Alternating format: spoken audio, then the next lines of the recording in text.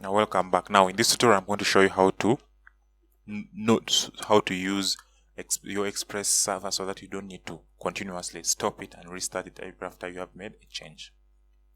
So now to make this possible, first we need to let's identify our problem. For example, if we start our server, you can see the server has started, and then we go to our browser, we go to our endpoint here, run it, you can see this. Now what if I come and then I change here, probably in route f/x, maybe I'll put f/o, and then I save.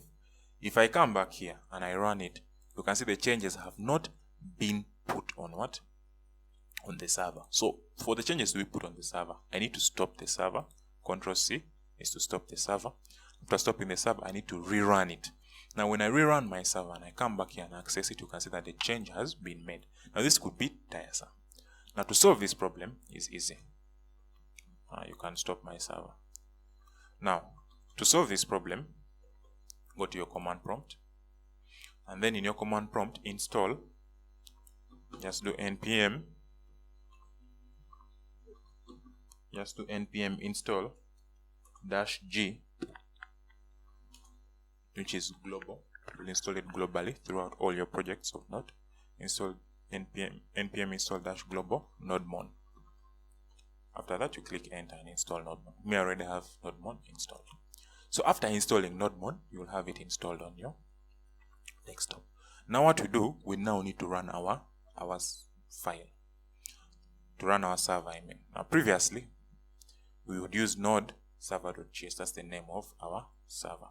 But in this case, we are going to say nodemon, and then we run our server. When we run our server using nodemon, now when you come back here, and probably this is the initial information that is there, you are on the route f/ox.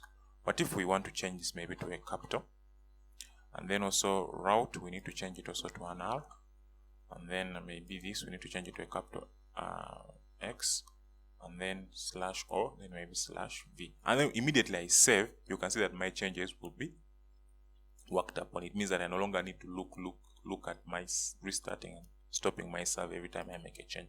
So when I come here and I refresh, you can see that my changes have been made. So that is how you set up yourself so that you don't need to continuously start and stop the server every time you make a change. So thank you for watching.